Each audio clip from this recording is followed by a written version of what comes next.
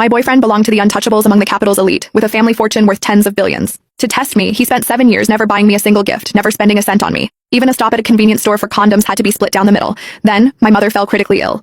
I borrowed from every friend and relative I could, but I was still $2,000 short to cover the surgery fees.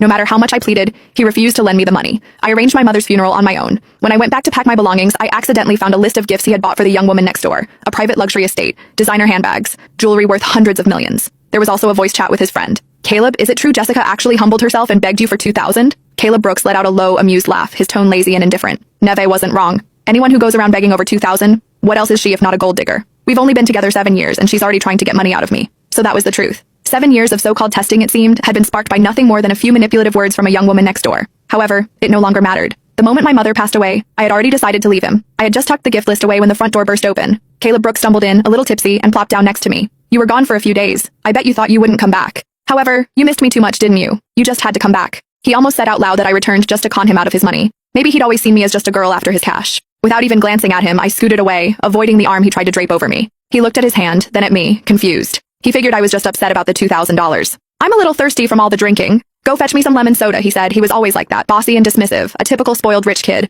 However, when he first pursued me 7 years ago, he pretended to be poor. He had me completely fooled. Jess, I've got nothing, and I can't promise you a future. However, we can work hard and make a good life together. I believed his honest face back then and agreed. I needed money, but I could get by on my own hard work. I was touched by his promise to work hard together. However, the longer we were together, the more I realized that he was not like everyone else. He would turn his nose up at anything cheap. He would make me do things that he could easily do himself. It all clicked when I saw him step out of a fancy car and into a swanky club, treated like a star. That was when I knew our relationship was built on lies. He was always afraid that I was just after his money. Caleb spoke up again, snapping me back to the present. If you need money in the future, just ask me. Don't use your mom's sickness as an excuse. You're not scared of getting what's coming to you, huh? His words seemed so silly to me now. I looked up at him with an icy stare. Would you actually give me the money if I asked? He paused, looking unsure for a moment. However then, as if proving a point, he gave me a mocking glance. Neve was right. You're only with me for my cash.